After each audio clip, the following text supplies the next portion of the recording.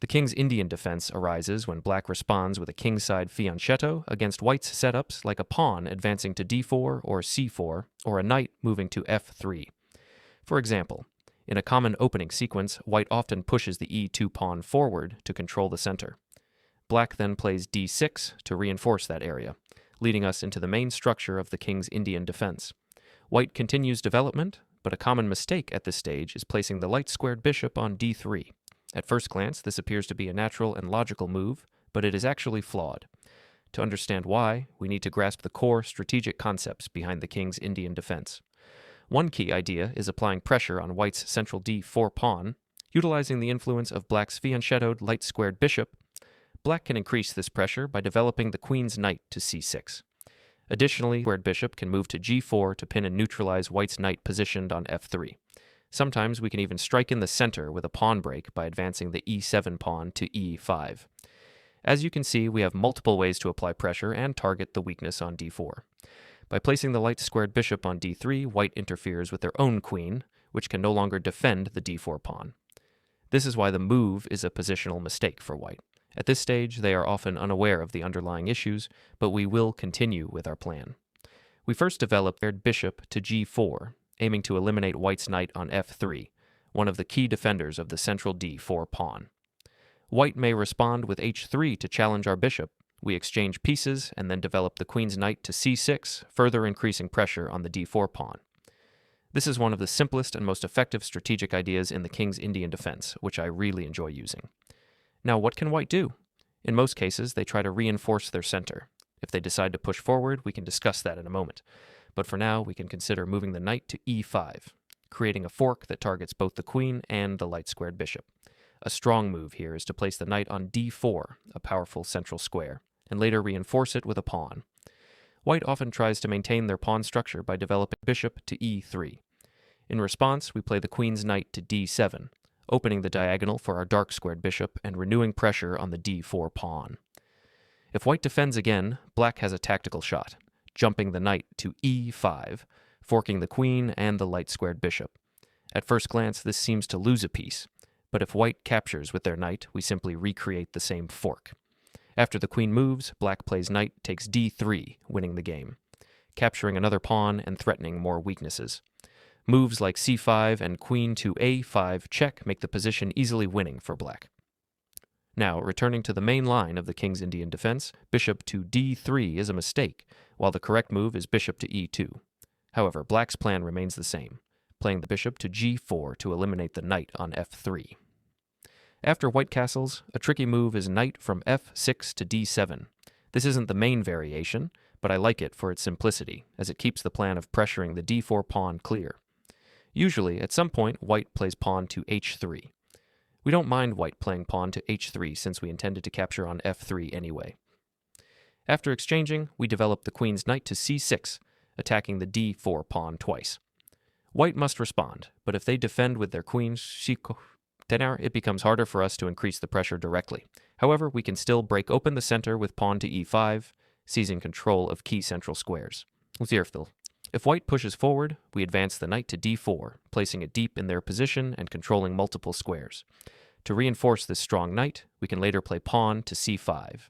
If white eventually captures, we get a powerful passed pawn on d4, forcing their knight to retreat while also opening the diagonal for our dark-squared bishop. From here, we can continue by defending the d4 pawn with queen to f6, maintaining our strong position. White might think they outmaneuver us by forcing our bishop back and then capturing the b7 pawn. However, this is actually a trap. After knight to c5, we fork the queen and rook, winning the game. Even if white avoids the trap, black still has a dominant position with a strong dark-squared bishop and an excellent knight on c5. But what if white is experienced and knows our plan, doing everything possible to reinforce the d4 pawn? White plays pawn to h3, preventing us from developing the squared bishop to g4. Then, they play bishop to e3 to reinforce the d4 pawn. As we develop our knight, they follow up with knight to f3, believing they have fully secured the center, but we strike with pawn to e5, challenging their control. If white allows us to capture, we open the diagonal for our dark-squared bishop and activate the e-file for our rook. Most of the time, white will push pawn to d5, expecting our knight to retreat. Instead, we jump to d4. which at first glance seems like a mistake because white appears to win a pawn. However, we reveal our tactical shot. Knight takes on c4. We exploit white's lack of development and expose king, creating tactical opportunities along the e-file. After knight takes e4, a beautiful and rare pattern emerges. Playing queen to h4 puts white in a tough spot, using the pin along the fourth rank and pressure on the e-file. No matter how white responds, we eventually win the bishop on d4 by attacking it twice. If white tries to trade, we don't recapture immediately. Instead, we deliver an in-between check, winning a knight with tempo. White often covers with the light-squared bishop, hoping to castle, but we trick them again, capturing on g2 instead, attacking the rook. This forces white into a tough spot as we grab the rook with check. If they defend the rook, only then do we calmly recapture the bishop, leaving white's position completely shattered. Now we know that if white captures the knight, we have the strong move queen to h4, pressuring the fourth rank. But what if they take on g7 instead? Instead of capturing immediately, we play rook to e8, setting up a discovered check. If white moves the bishop, we respond with knight takes c3, attacking the queen and checking the king, winning the queen and the game. Since white can't allow that, they'll likely play a quieter move like bishop to e2. This gives us time to capture the bishop, completely dismantling their center while activating our pieces. Even if queen to d4 follows, we can simply block, forcing a trade. You also threaten to capture and destroy white's pawn structure. If they trade, no problem. You have an active rook and are applying pressure. While the position is objectively equal, you're the one creating threats, and your king is well positioned for potential endgame attacks. For now, you plan to play bishop to d7 and rook to e8 for a strong setup. Another common move for white is the Ziskin variation, playing pawn to f3 followed by bishop to e3, solidifying their center and preparing to expand on the king side. If we push pawn to e5, white might close the center, and we can play pawn to a5 to stop white's pawn, securing the c5 square for our knight. If white plays queen to d2, black can reposition the knight to a6, targeting a better square. White might try to play bishop to h6, removing the defender of black's king, and then push pawns with h4 and h5, aiming for a kingside attack, similar to the dragon variation of the Sicilian defense. This is a dangerous plan if you're not prepared, but there's a tactical trap that many opponents miss. The unexpected move is knight takes c4. It sacrifices the knight on a seemingly well-defended square, but the trick is that after white captures, black plays queen to h4, attacking both the king and bishop.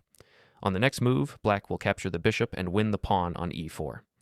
Looking at the position, bishop on h6 is powerful, but after black plays f5 to drive away the knight and gains control of the center, the position shifts in black's favor.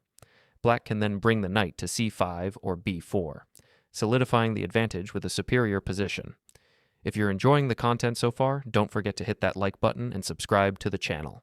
It really helps support the videos and ensures you don't miss any of our future updates. Thanks for watching.